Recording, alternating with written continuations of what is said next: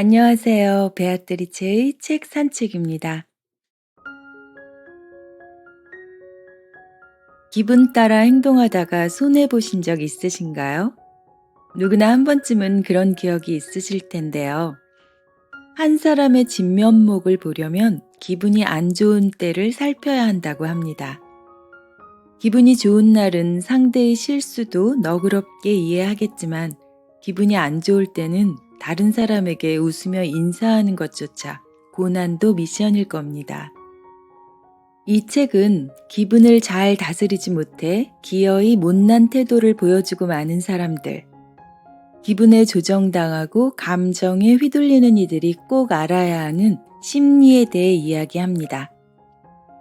감정을 통제해야 인생을 통제할 수 있다고 말하는 저자가 우리는 왜 그리 감정에 흔들리는지, 어떻게 해야 감정이 나에게 미치는 영향을 줄일 수 있는지에 대한 처방도 함께 언급합니다. 감정에 끌려다니는 노예가 아니라 내 감정의 주인으로 바로 서는 방법을 중국의 대표적인 심리상담가 레몬 심리에게 들어보겠습니다. 심리책 치고는 가볍게 아주 쉽게 읽혔던 책이었는데요. 10만 부 기념 봄 에디션으로 예쁘게 새 단장을 하고 다시 나와서 준비해봤습니다. 기분이 태도가 되지 않게 펴낸 곳은 갤리온입니다. 책은 기분에 대한 이야기로 포문을 열지만 기분에 영향을 미치는 다양한 감정들에 대해 더 깊이 이야기합니다. 감정에 휘둘리지 않아야 기분을 잘 다스릴 수 있기 때문이겠죠.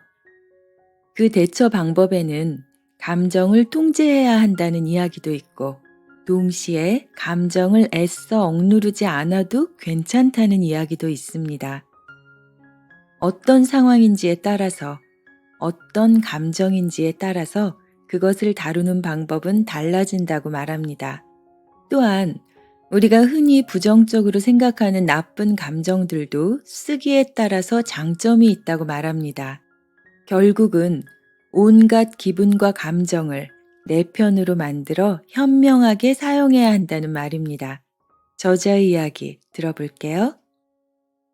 감정 관리를 배운다는 것은 나는 무엇을 기대하고 상대방이 어떻게 해주길 원하는가를 정확하게 인지하는 방법이다. 당신은 따뜻한 위로를 원할 수도 있고 상대방이 함께 책임을 나눠주길 원할 수도 있다.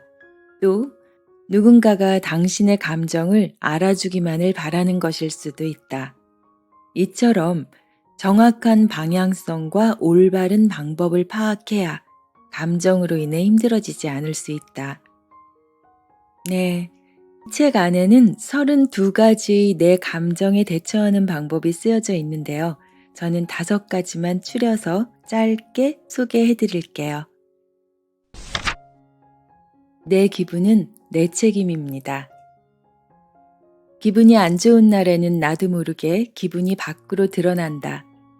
이러면 안 된다는 걸 알면서 짜증이 솟구치는 것을 참을 수가 없다. 크고 작은 차이만 있을 뿐이지 누구나 기분을 밖으로 드러낸다. 내 기분은 내 선에서 끝내야 하는데 나도 모르게 겉으로 드러난다. 하지만 기분과 태도는 별개다. 내 안에 저절로 생기는 기분이 스스로 어찌할 수 없는 것이라면 태도는 다르다. 좋은 태도를 보여주고 싶다면, 소중한 사람에게 상처 주고 싶지 않다는 마음만 있다면 우리는 충분히 태도를 선택할 수 있다. 기본적으로 내 감정은 내 책임이라는 것을 인지해야 한다. 출근길에 기분이 상하는 사건이 있었다면 그건 회사 사람이 잘못이 아니고, 회사에서 자존심 상하는 일이 있었다면 그건 가족의 탓이 아니다. 기분을 망친 대상이 분명할 때는 그 대상에게 확실히 짚고 넘어가자. 화풀이 대상을 잘못 선택하고 엉뚱한 데 푸는 버릇을 고쳐야 한다. 나와 조금 더 친밀한 사람, 가깝고 만만한 사람을 대상으로 화풀이를 하는 경우가 제일 최악이다. 우리는 감정이 상한다고 해서 울고 떼쓰는 어린아이가 아니다. 안 좋은 감정을 남에게 전달하지 않기 위해서 노력하는 사람. 그게 진짜 어른의 태도가 아닐까? 내 감정은 내 책임이라는 것을 인지해야 한다. 자화상을 그려보자. 상유심생. 외모는 마음에서 생겨난다는 뜻이다. 사람은 각자의 얼굴에 세월의 흔적을 새기며 산다. 우리가 지나온 세월, 생각과 가치관, 심리 상태의 모든 변화 하나하나가 얼굴에 흔적을 남긴다. 우리는 마음속에 내가 되고 싶은 이상적인 모습을 정해두지만 살다 보면 모두가 조금씩 변하게 된다. 변한 자신의 모습을 눈치채지 못하고 살아가다가 어느 날 거울에 비친 얼굴에서 예전과 전혀 달라진 자신을 깨닫고는 상담을 요청한 사람도 있었다. 우울한 감정에만 잠겨서 자신의 얼굴이 어떻게 달라지고 있는지 살필 여유가 없었던 것이다. 남을 질투하고 심술을 부리느라 얼마나 욕심이 많은 얼굴이 되었는지, 부정적인 생각만 하다가 낯빛이 얼마나 어두워졌는지 우리는 잘 모른다. 오랫동안 자신을 방치해둔 사람이 더 이상 이렇게 살고 싶지 않다는 선언을 하려면 결국 자기 자신에 대해 깨닫는 것이 우선이다. 가장 먼저 거울을 보고 얼굴을 자세히 들여다보자. 자화상을 그리며 자신의 심리 상태를 진단해 보는 것도 좋다. 그렇게 지금의 자신을 다시 알아가고 친해져야 한다.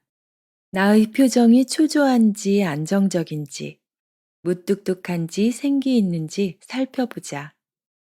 나의 웃음이 자연스럽게 터져나오는 웃음인지, 남의 비위를 맞추다가 억지스러운 웃음이 너무 익숙해진 것은 아닌지도 생각해보자.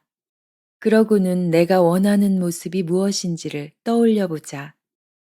나의 이상적 모습을 닮아가려는 노력들은 결국 나를 그곳에 닿을 수 있도록 만들어줄 것이다. 더 이상 이렇게 살고 싶지 않다는 선언은 자기 자신에 대해 깨닫는 것에서 시작된다. 사소한 불평이 하루를 망친다.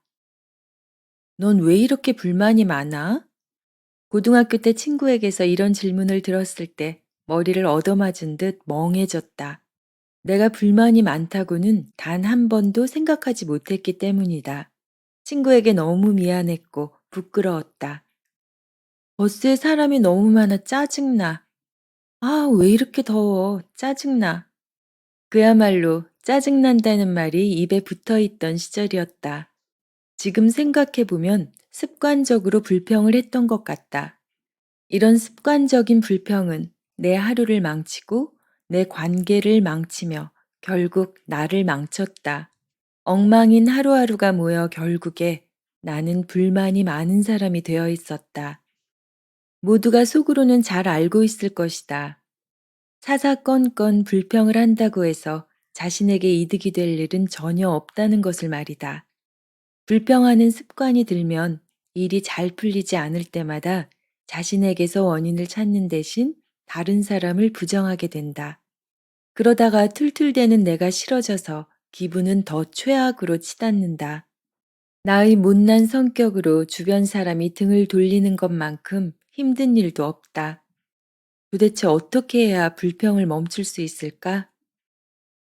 첫째, 불평하는 순간순간을 인식해라. 나에게 불평하는 습관이 있는지를 깨닫는 과정이 가장 중요하다. 내가 친구에게 지적을 받고 그때부터 말과 행동을 의식하기 시작했듯이 자신에게 나쁜 습관이 있다는 것을 알아야 고칠 수 있다. 둘째, 통제할 수 없는 것에 대해 불평하길 포기하라. 나를 불평하게 만드는 상황을 어떻게 바꿀 수 있을지 고민해야 한다. 그러나 내가 통제할 수 없는 것들에 대해 또다시 구시렁거리고 있다면 그것에 대해 생각하기를 포기하라.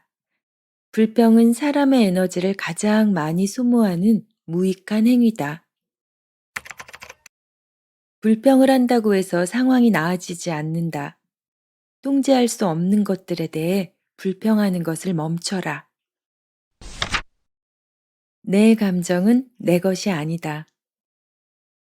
한 사람이 밖으로 표현하는 기분의 에너지는 생각보다 강력해서 사무실 전체 분위기를 좌우하기도 한다. 이것이 감정 전염이다. 희노애락을 포함한 모든 감정은 아주 짧은 시간에 다른 사람에게 전염된다. 특히 남의 감정에 쉽게 전염되는 사람이 있다. 자신의 중심이 단단하게 서 있지 않으면 남에게 금방 중심을 빼앗기고 만다. 남에게서 가장 경계해야 할 감정은 우울감과 무기력이다. 우울한 사람의 에너지는 아주 천천히 전염되므로 남의 기분에 영향받지 않기 위해서는 기분의 출처를 정확히 알아야 한다. 타인에게 전염된 기분이라고 판단되면 과감하게 쳐내는 연습을 해보자. 남의 감정까지 내가 감당해야 할 의무는 없다. 지금 나의 기분이 내 것이 아니라는 것만 깨달아도 그 무게가 훨씬 가벼워져서 내 안에서 흘려보내는 일이 그리 어렵게 느껴지지 않을 것이다. 감정 전염에는 긍정적인 면도 있다. 밝고 즐거운 기분이 넘친다면 주변 사람에게 좋은 기분을 전달할 수 있다. 언젠가 자신의 좋은 기분으로 다른 사람의 기분까지 끌어올려 줄 수 있을 것이다. 타인에게 전염된 기분은 과감하게 쳐내버리자. 괜찮아. 그건 아주 자연스러운 감정이야. 누구나 부정적인 감정을 느끼는 것에 대해 걱정한다. 의례 즐겁고 기뻐야 정상적인 감정이라 생각하고 화가 나거나 우울해지면 감정적으로 문제가 있다고 인식한다. 하지만 다양한 감정이 올라오는 것은 자연스럽고 건강한 일이다. 그게 누군가에게 소리를 지르고 싶은 충동이라 할지라도 말이다. 오히려 유쾌하고 즐거운 감정 이외의 다른 감정이 생기는 것을 용납하지 못하는 심리 상태가 더 걱정할 만한 일이다. 나쁘다고 판단하는 감정을 다르게 바라보는 시각이 필요하다. 먼저, 감정에는 좋고 나쁨의 구분이 없다는 것을 말해주고 싶다. 그 대신 감정에서 야기되는 행동에는 좋고 나쁨의 구분이 명백히 존재한다. 감정을 어떻게 이용하느냐에 따라서 좋은 감정이 될 수도 있고 나쁜 감정이 될 수도 있는 것이다. 예컨대 질투심은 대개 우리 내면의 경쟁심에서 비롯된다. 실력이 남보다 못해서 경쟁에서 지면 질투를 느끼고는 다른 사람의 성공을 후려치려고 한다. 운이 좋았다거나 집안의 도움을 받았다는 식으로 그의 성공을 외부 조건에 결부시킨다. 이런 질투심이 일종의 부정적인 감정이다. 질투심을 다른 각도에서 살펴보자. 질투심은 자신의 부족함을 깨닫는 계기가 될 수 있다. 남의 성공과 나의 실패를 있는 그대로 받아들이고 자신의 발전의 원동력으로 삼는다면 그건 긍정적인 감정일 것이다. 그래서 감정에는 좋고 나쁨의 구분이 없고 우리가 어떻게 보는지에 따라 달라진다.